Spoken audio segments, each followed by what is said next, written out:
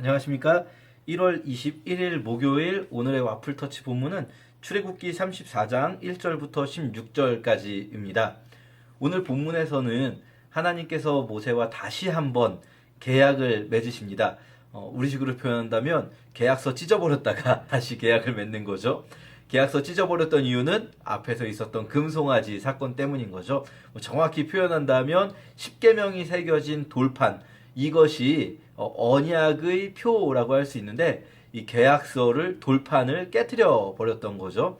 자, 이제 다시 두 번째 십계명이 새겨진 두 돌판을 하나님께 받게 되는데요. 이번에 하나님께서 모세에게 돌판을 네가 만들어라 하십니다. 그리고 나서 하나님께서 계명을 써주시겠다 하시죠.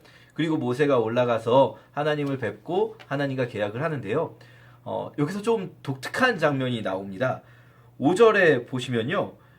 여호와께서 자기 이름이 여호와임을 선포하셨다 이렇게 말합니다. 무슨 표현일까요?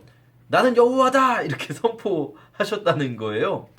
6절에서 여호와께서는 그의 앞으로 지나가시면서 나 여호와는 자비롭고 은혜로우며 쉽게 노하지 않고 사랑과 진실이 풍성한 하나님이다 이렇게 나오는데요. 사실 예전 개역 성경에 보면 앞에 여호와가 두 번 들어갑니다. 그리고 그게 원문에 맞는 번역일 거예요. 여호와라 여호와라 이렇게 나는 여호와야 나는 여호와야 이렇게 자기 이름이 여호와라는 걸 외치셨다는 거예요. 말씀하셨다는 거죠. 나는 여호와다. 나는 여호와다.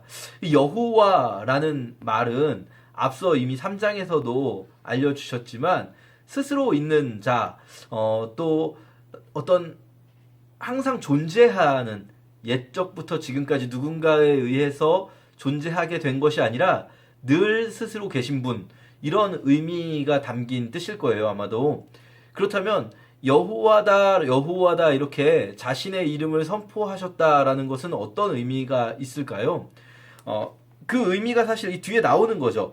여호와다 여호와다, 그 말씀이 무슨 의미입니까? 자비롭고 은혜로우며 쉽게 노하지 않고 사랑과 진실이 풍성한 하나님이다. 나는 사랑을 천대까지 베풀고 죄와 잘못을 용서하고 그렇다고 해서 범죄한 자를 벌하지 않은 채 그대로 두지는 않을 것이며 죄에 대해서는 자손 3, 4대까지 벌할 것이다. 자, 여기서 우리는 이제 죄에 대해서 3, 4대가 유전되냐 아니냐, 부모님의 죄악 때문에 그럼 이 표현대로 부모가 잘못하면 3, 4대까지 그 벌을 받느냐 안 받느냐 이런 걸 논쟁을 할 수가 있는데 그건 잘못된 생각인 거죠. 사실 성경에 이제 다른 부분에서 명확하게 에스겔 같은 데에서 부모의 이가 시리다고 자녀의 이가 시리겠느냐, 부모나 자녀나 각자 자신의 죄 때문에 심판받는 것이다, 이런 부분들을 명확하게 말씀해 주시기 때문에 이 본문에서 우리가 포인트로 이 해석해야 될 부분은 3, 4대냐 1000대냐 이게 아니죠. 여기서 3, 4대와 1000대의 비교는 뭐냐면 그 사랑이 그 죄에 대한 형벌보다 더 크다는 거예요. 죄에 대한 형벌은 결국은 사랑을 위한 거죠. 하나님이 어떤 분이십니까? 노하기를 더디하시는 분이라는 거예요. 그런데요, 이 노하기를 더디하신다는 표현이 뒤에 가서 계속 나오거든요. 뒤에 예언서에서도 계속 나오는데 어떤 때는 이 노하기를 더디하신다는 표현이 용서의 의미를 가질 수가 있어요.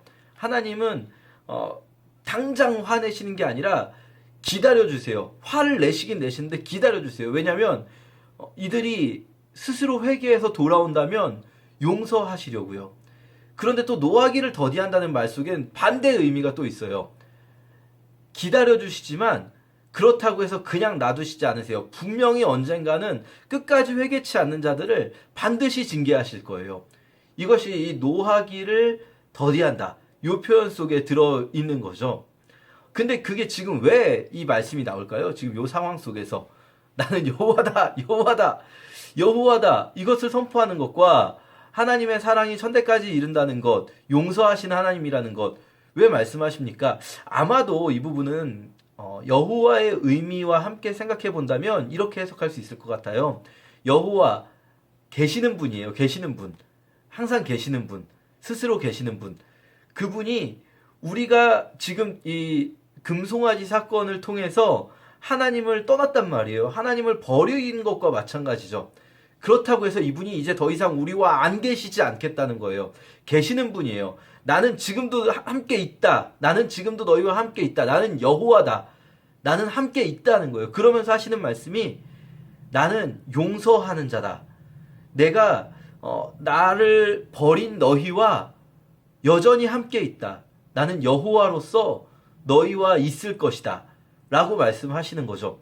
그렇다고 해서 그대로 그냥 넘어가는 것은 아니에요. 이 두 번째 돌판이라는 것, 그러니까 처음부터 그냥 주신 돌판을 그대로 간직하지는 않는 거죠. 노하시지도 않고 그냥 이들이 금송아지를 만들었어도 그래 뭐 그럴 수도 있지. 아이 괜찮아 이해해. 그러면서 계속 그대로 첫 번째 돌판으로 계약이 이어갈 수는 없어요.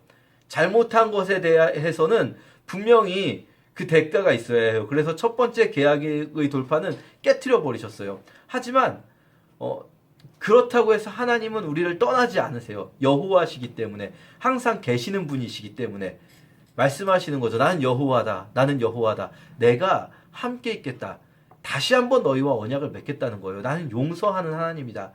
그러나 너희가 잘못했을 때 나는 결코 그냥 지나가지는 않을 것이다. 이거는요. 사실 전체 성경의 맥락에서 가장 중요한 말씀, 가장 중요한 메시지 중에 하나죠. 하나님은 우리를요. 용서해 주세요. 그냥 덮어주고 그냥 모른 척 지나가시는 분이 아니라 그 죄를 분명히 인식시켜 주시고 회개할 때 용서라는 건 내가 죄송해요 용서해 주세요 할 때 용서가 가능한 거잖아요. 그냥 자기가 뭘 잘못한지도 모르는 사람한테 용서한다고 하면 이상한 거죠. 용서라니 내가 뭘 잘못했다고 이렇게 나오잖아요. 하나님은 용서해 주시는 하나님이신 거예요. 그리고 그 용서가 십자가 위에 예수님께서 우리에게 주신 가장 큰 선물인 거죠. 오늘 하루도 우리가 그 주님의 용서를 좀 묵상해 봤으면 좋겠어요. 우리의 삶이 하나님 원치 않는 모습으로 나아갈 때 하나님은 그 모습을 그대로 두지 않으실 거예요.